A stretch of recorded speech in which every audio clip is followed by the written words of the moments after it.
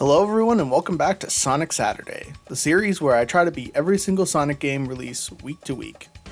Today we're going back to the Genesis once again, thankfully with the Sega CD add-on, as I play and beat Sonic the Hedgehog CD.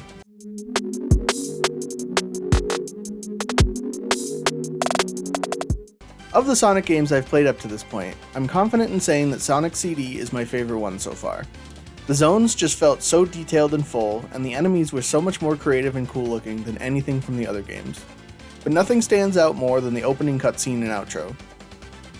That cutscene is everything Sonic is as a character, and immediately sets everything up for how the rest of the game is going to go.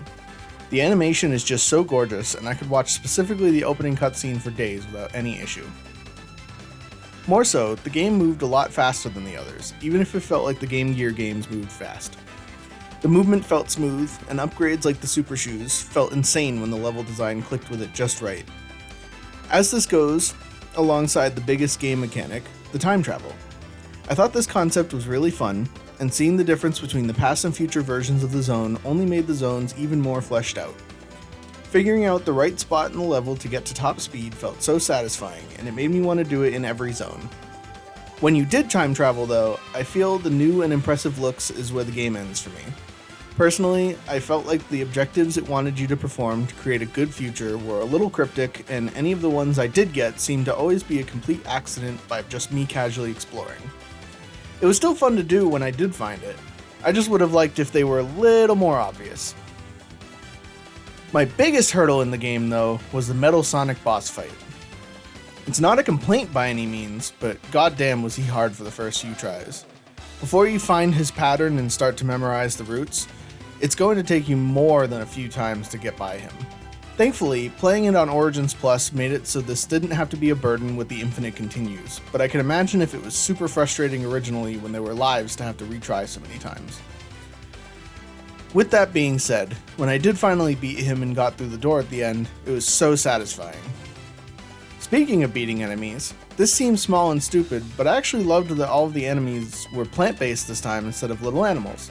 Jumping on an enemy just to see a flower sprout in its place, or breaking open the seed containers at the end of every zone to have the flowers pop up everywhere, was really nice and also incredibly satisfying, and had a much longer lasting effect than watching a tiny sprite jump off screen in 2 seconds.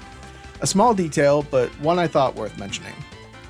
In regards to the music, I don't feel like it stood out as well this time as the other games. Not to say it was bad at all, just there weren't any particular tracks in the game that stood out or got stuck in my head in the same way the other games did. With that being said, the music did feel a lot more full than the 16-bit games, obviously, as we're working with CD audio instead of audio chip.